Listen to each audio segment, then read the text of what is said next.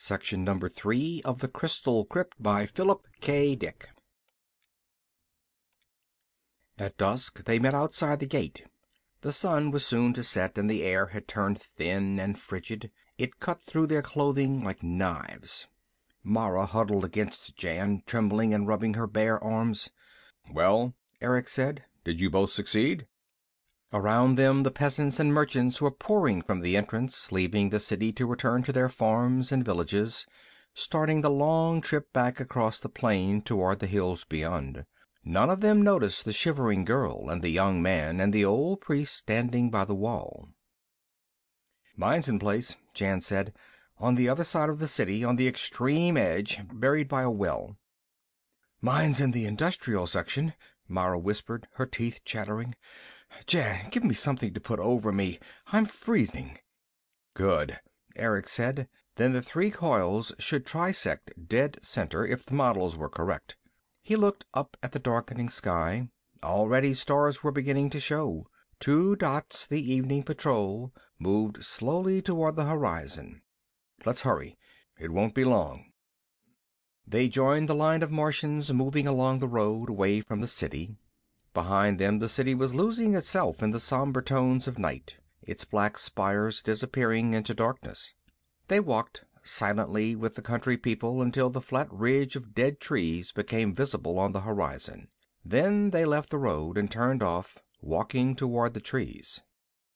"Almost time," Eric said. He increased his pace, looking back at Jan and Mara impatiently. "Come on."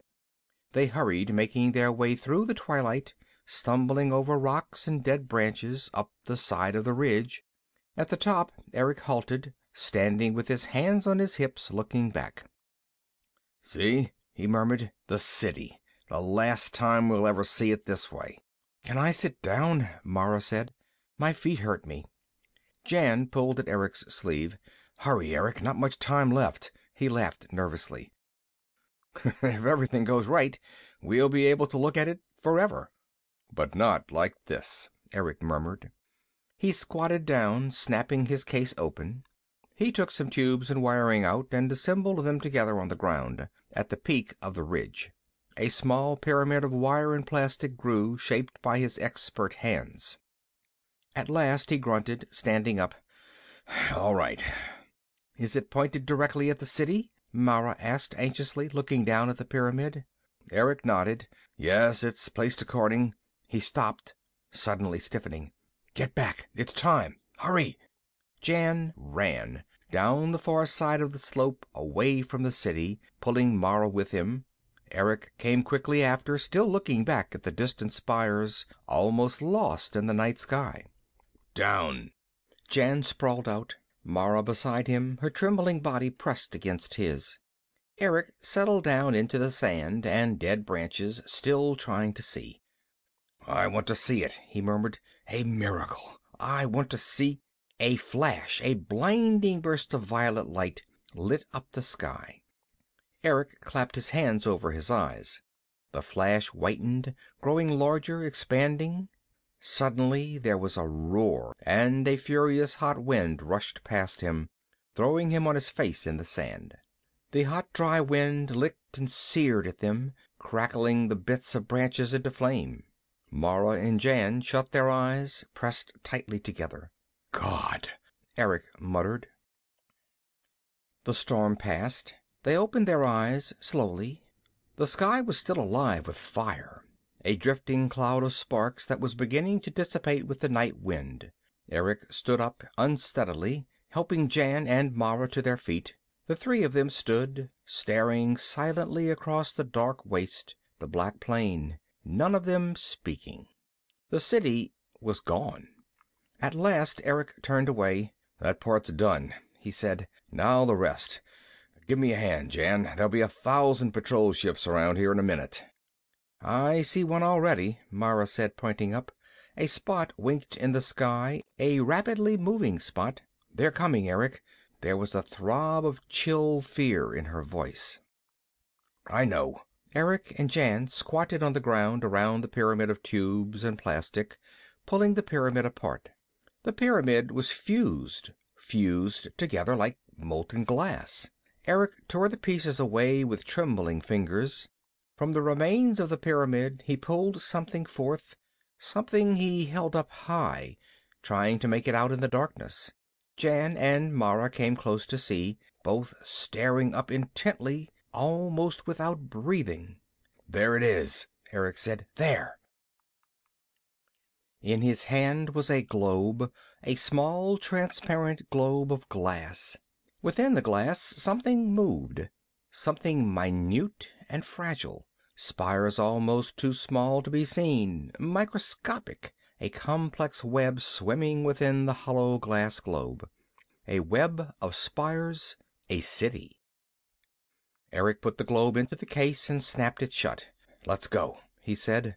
They began to lope back through the trees, back the way they had come before. "We'll change in the car," he said as they ran. "I think we should keep these clothes on until we're actually inside the car. We still might encounter someone." "I'll be glad to get my own clothing on again," Jan said. "I feel funny in these little pants." "How do you think I feel?" Mara gasped. "I'm freezing in this, what there is of it."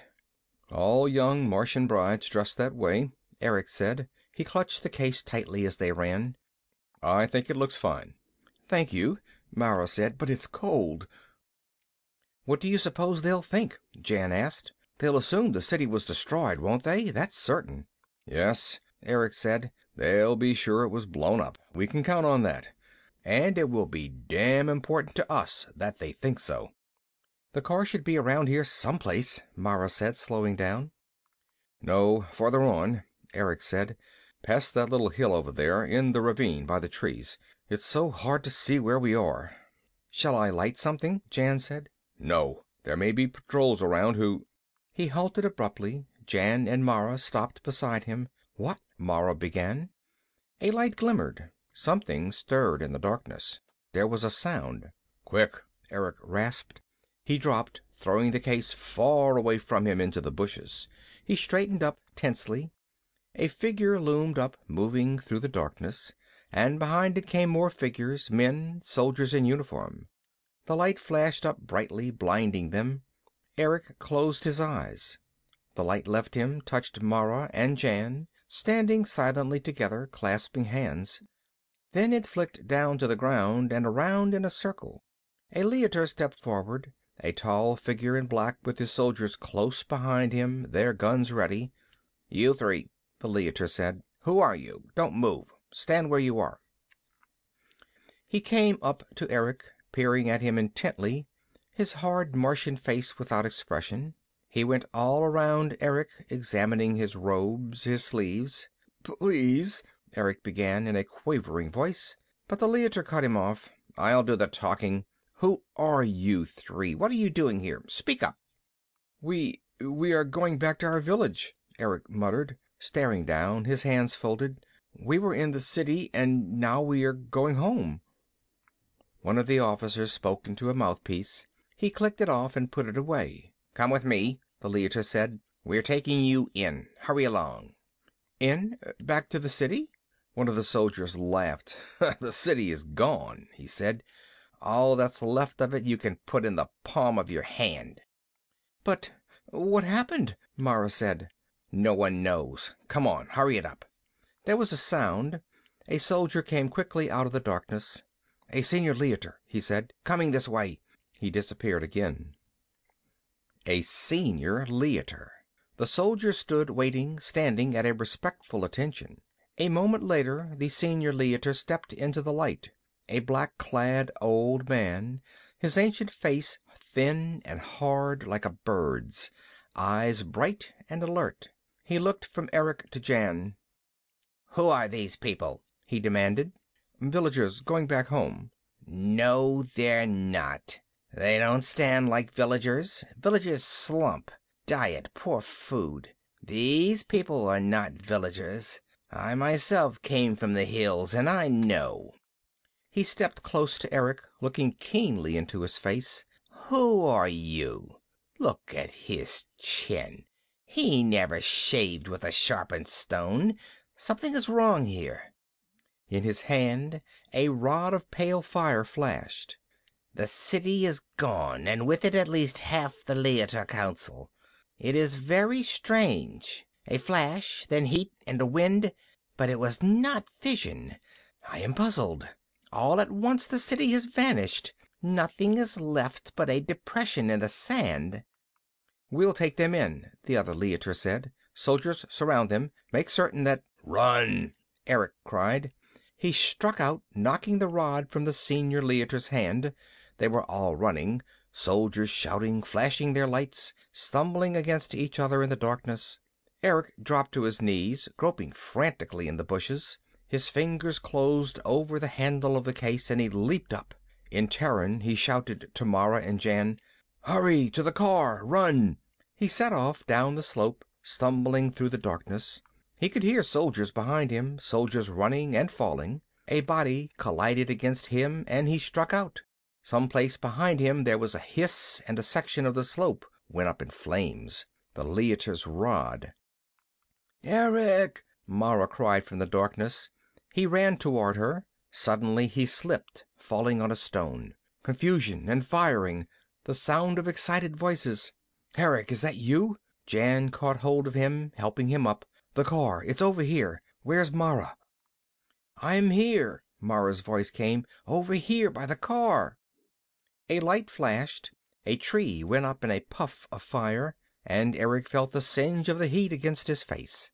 He and Jan made their way toward the girl. Mara's hand caught his in the darkness. "Now the car," Eric said, "if they haven't got to it." He slid down the slope into the ravine, fumbling in the darkness, reaching and holding on to the handle of the case. Reaching. He touched something cold and smooth. Metal. A metal door handle. Relief flooded through him. "I found it. Jan, get inside. Mara, come on." He pushed Jan past him into the car. Mara slipped in after Jan, her small, agile body crowding in beside him. "Stop!" a voice shouted from above. "There's no use hiding in that ravine. We'll get you. Come up and—" The sound of voices was drowned out by the roar of the car's motor. A moment later they shot into the darkness, the car rising into the air.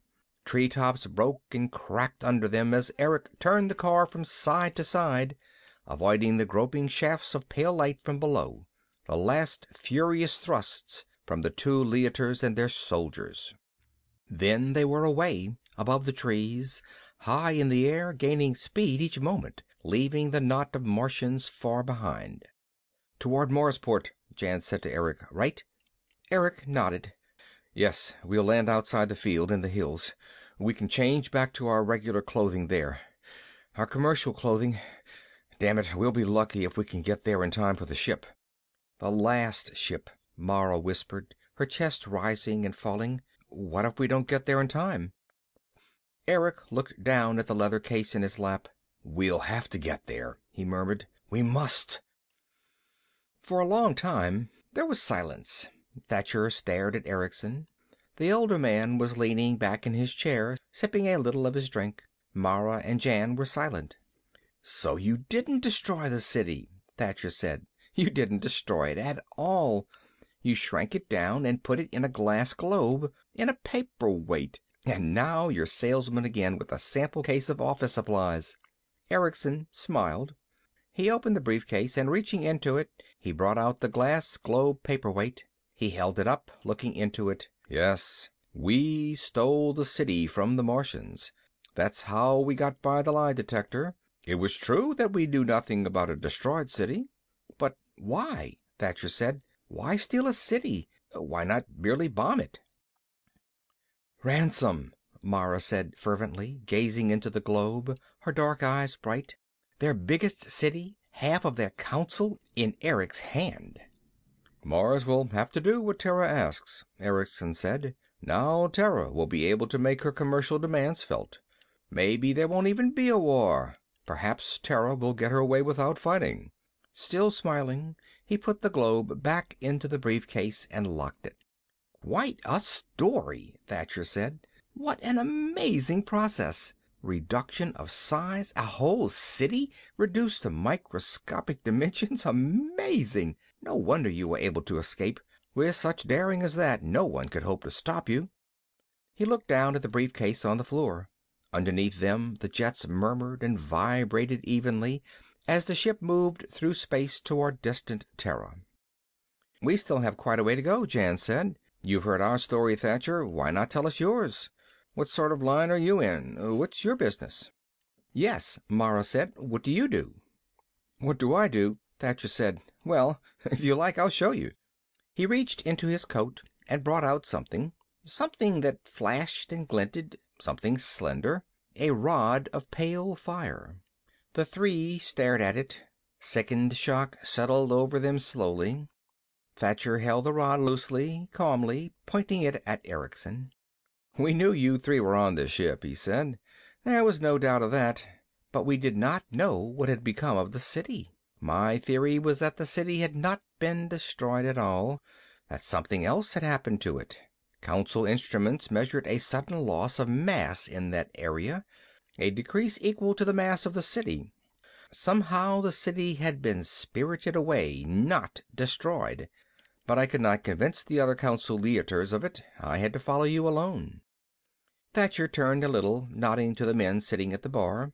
The men rose at once, coming toward the table. "A very interesting process you have. Mars will benefit a great deal from it. Perhaps it will even turn the tide in our favor. When we return to Marsport, I wish to begin work on it at once. And now, if you will please pass me the briefcase." End of Section 3 and end of The Crystal Crypt by Philip K. Dick.